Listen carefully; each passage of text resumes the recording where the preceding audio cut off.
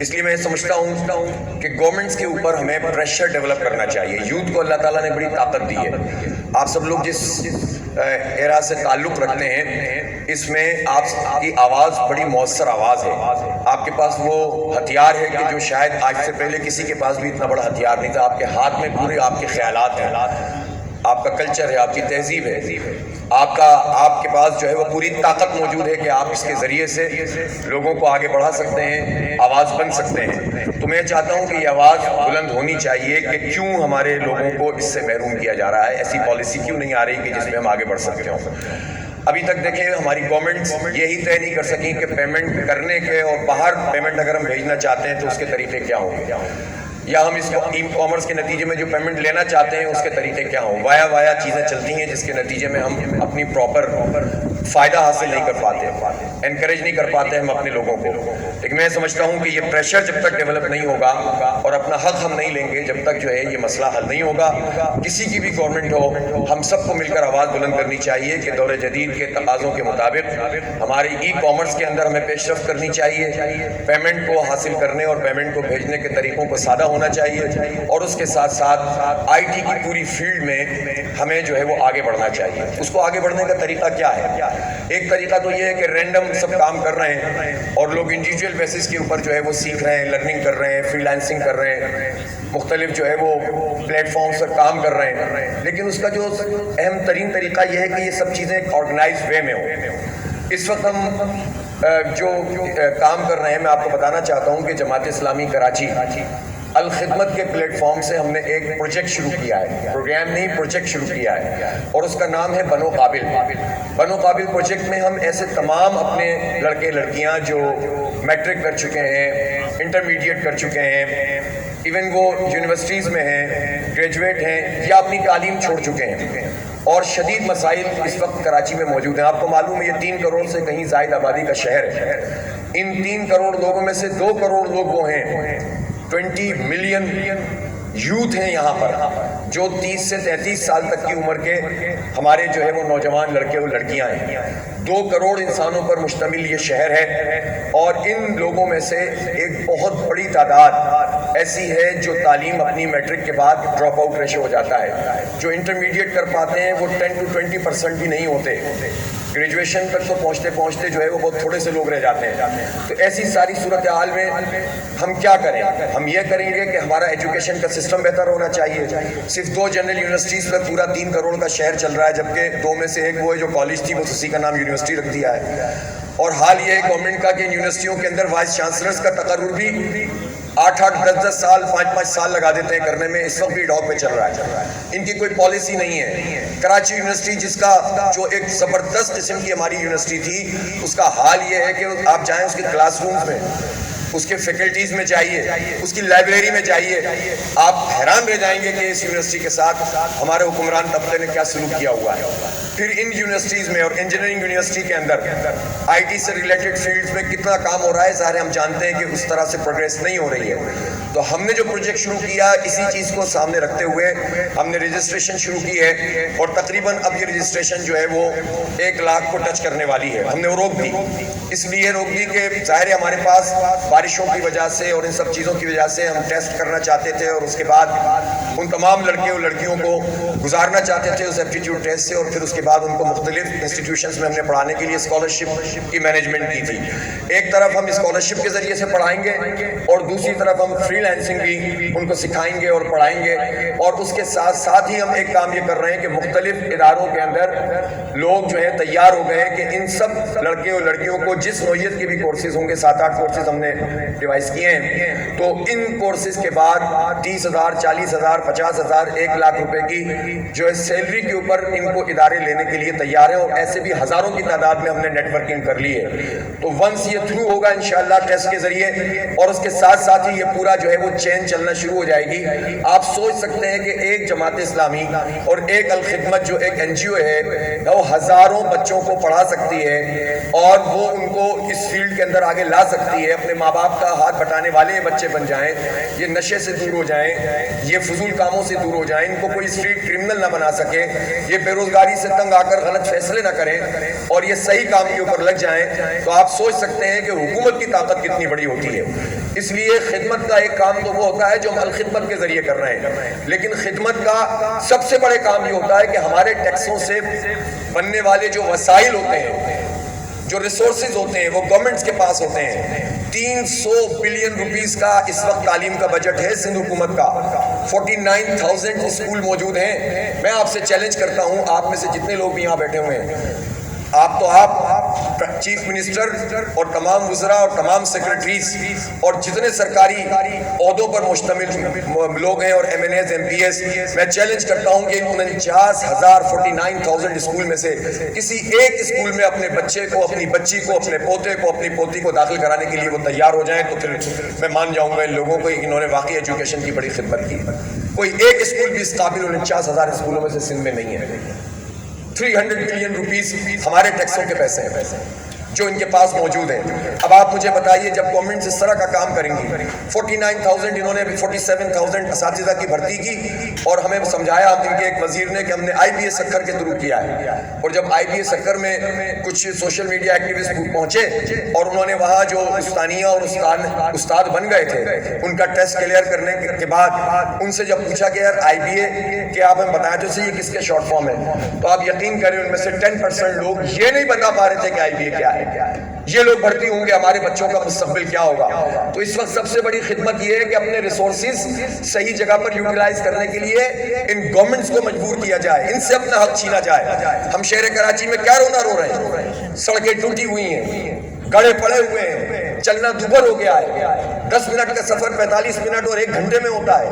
ایک اینزائٹی ہے، ایک فرسٹریشن ہے، بے بسی محسوس ہوتی ہے۔ ہم کیا کریں، کہاں جائیں؟ گھر جائیں تو لائٹ نہیں ہے کہ الیکٹرک مافیا کو ہم پر مسلط کر دیا ہے، اور یہ سارے وائٹ کالر کرمنلز نے کر دیا ہے، جو ہمیں اعداد و شمار کے ذریعے بتاتے ہیں کہ اس طرح پرائیویٹائز کرنے سے ہمیں اتنا فائدہ ہو گیا۔ جھوٹ بولتے ہیں۔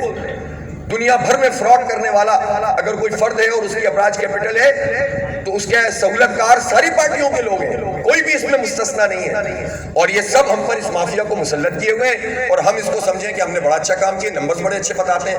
تو دنیا میں اس وقت پہلے تو جاگیردار اور وڈیرے ہی فراڈ کیا کرتے تھے، قبضے کیا کرتے تھے، اب ایک اور طبقہ پیدا ہو گیا، کارپوریٹ سیکٹر کی کچھ کالی بھیڑیں ہیں جنہیں ہم وائٹ کالر کرمنلز کہتے ہیں، جو اپنے نمبر سے لوگوں کو بیوقوف بناتے ہیں، جو جھوٹ بولتے ہیں، دھوکہ دیتے ہیں، کمپنیوں کا بھٹا بٹھا دیتے ہیں، اور وہ خود 40 لاکھ کی سیلریز دوسری کمپنی میں جا کر لینا شروع کر دیتے ہیں۔ ان کو کوئی نقصان نہیں ہوتا، ملک اور قوم کے پیسے ڈوب جاتے ہیں، بینکرپٹ ہو جاتی ہیں کمپنیاں۔ تو یہ جو دنیا میں فراڈ ہو رہا ہے، یہ فراڈ کے الیکٹرک مافیا کی صورت میں ہم پر بھی مسلط ہے۔ اسی طرح آپ دیکھیں کہ آپ سڑکیں نہیں ہیں، پانی نہیں، یار 3 کروڑ سے زائد آبادی کے شہر کو آپ کاؤنٹ صحیح نہیں کر سکتے۔ وہ انور مقصود نے ٹھیک کہا کہ مردم شماری کا مطلب انہوں نے صرف یہ لیا ہے کہ مردوں کو گنا جائے، عورتوں کو گنا ہی نہ جائے، اسی لیے انہوں نے 3 کروڑ کو 1.5 کروڑ کر دیا ہے۔ تو یہ ان لوگوں کا حال ہے۔ تو اس لیے ہم یہ سمجھتے ہیں کہ اپنے حق کے لیے آواز اٹھانا، اپنے رائٹ کو سمجھنا، اس کا شعور پروان چڑھانا، اس کے لیے آواز اٹھانا، اس کے لیے جد و جہد کرنا، یہ سب سے بڑی خدمت ہے۔ اور باقی پھر جو اپنے حصے کا چراغ جلا سکتا ہو چراغ جلائے، تب جا کر بات بنتی ہے۔ ورنہ یہ اچھا فارمولہ سیکھ لیا ہے گورنمنٹس نے کہ وہ ہمیں تلقین کرتے ہیں کہ یار ہمیں اب سب کو اپنے اپنے حصے کا کام کرنا چاہیے۔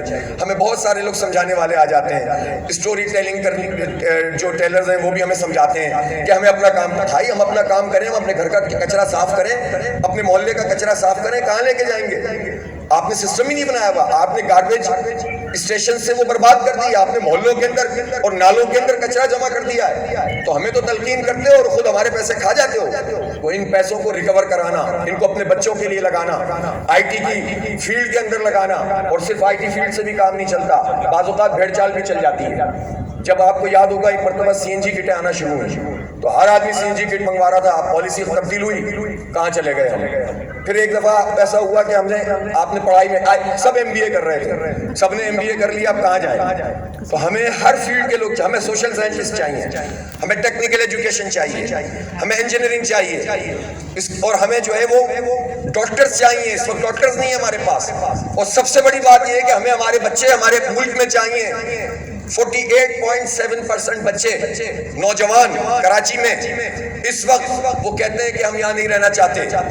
اس شہر نے کیا قصور کیا جو پورے پاکستان کی اکانومی اس وقت بھی چلا رہا ہے؟ اس لیے کہ آپ کوئی انفراسٹرکچر نہیں دے رہے، मायूस कर रहे हैं लोगों को। हम इन बच्चों को बाहर नहीं भेज सकते सबको, हम इनको समंदर में भी नहीं फेंक सकते, इनको नालों में भी नहीं डुबा सकते। हम जिद्दोजहद करेंगे इंशाअल्लाह, इन बच्चों को पढ़ाएंगे, आगे बढ़ाएंगे और इनका हक लेने की कोशिश करेंगे इंशाअल्लाह ताला। मैं आपसे चाहता हूं कि आप इस कार्य खैर में हमारा साथ दें। आज भी हम हसन स्क्वाड पे, मैं वहीं से आया हूं सिर्फ इसलिए कि मैंने कमिटमेंट की हुई थी। इतना बड़ा एहतजाज हम कर रहे हैं इंशाअल्लाह, और अगर आप लोगों को मौका मिले यहाँ से जाएं तो आप शरीक हो उसमें, सब आवाज मिलाएं। देखिए ये मसला पॉलिटिकल नहीं है, ये हमारी बका का मसला है, ये हमारे मुस्तकबिल का मसला है। ये शहर डूब गया तो पाकिस्तान नहीं बच सकेगा। इस शहर के ऊपर पाकिस्तान का बहुत बड़ा इन्हिसार है। हमें इस गए गुजरे शहर ने पिछले साल के मुकाबले में 42% टैक्स ज्यादा दिया है, 54% एक्सपोर्ट की है। अगर आप सब मिलकर डेवलप करेंगे और अपना हक लेने की कोशिश करेंगे तो इंशाअल्लाह ये शहर इस काबिल है कि ये 4 साल में $20 बिलियन तक हमारी एक्सपोर्ट ले जा सकता है। ये सलाहियत रखता है, ये शहर ले जा सकता है। मैं आपको यकीन से बता रहा हूं ले जा सकता है, अगर हम सब लोग मिलकर एफर्ट करें। हमारे दिल दर्द दूर हो सकते हैं, लेकिन नहीं कर रहे लोग, तो इसके लिए निकलना पड़ेगा, जिद्दोजहद करनी पड़ेगी। और लोकल बॉडीज जो हमारे लिए जिंदगी मौत का मसला है, उसकी तरफ सब फरार हासिल करना चाहते हैं। मैं आप लोगों से चाहता हूं कि इन लोकल बॉडीज में अपने शेयर डालें, वोट दें, सपोर्ट करें और इस शहर को बदल लें और उसको इसकी असल की तरफ ले जाएं। बहुत शुक्रिया उस्मान भाई, बहुत शुक्रिया बरकले, और बहुत शुक्रिया आपकी तमाम ऑडियंस जिन्होंने हमारा इस्तेमाल किया। Thank you very much. अस्सलाम वालेकुम। I would like to invite Sir Usman Akhtar to please come up on the stage and have a shield presentation to Hafiz Naeemur Rahman.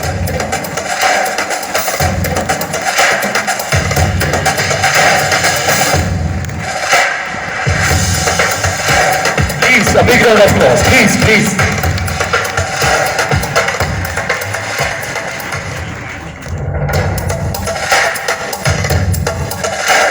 Thank you, Hafiz Sahab, and thank you, Usman Akhtar sir. Please, we are planning to have a ribbon cutting ceremony.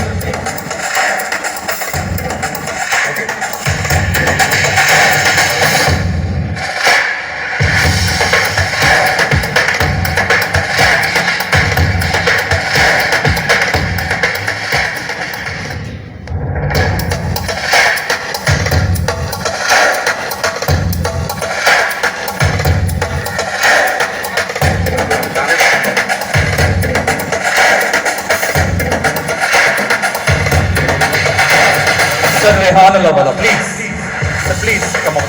Dr. Jameel Ahmed sir, please, for ribbon cutting ceremony. Inderjeet Singh Khalsa, Miss Alia Sarim Barni, Vice Chairman Sarim Barni Trust, please.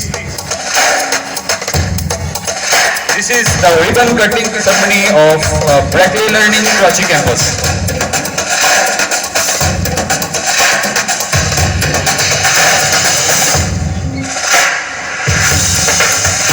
We have Rehan Alawala on the stage, Hafiz Naeemur Rahman, Dr. Jameel Ahmed and Alia Sarim Barni, Vice Chairman Sarim Barni Trust.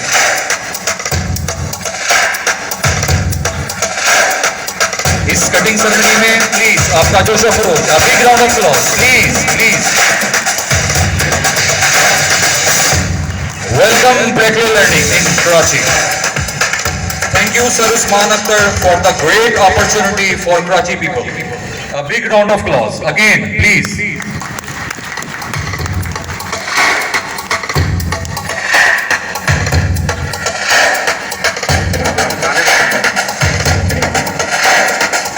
Time is very short. इस segment को आगे लेके चलते हैं.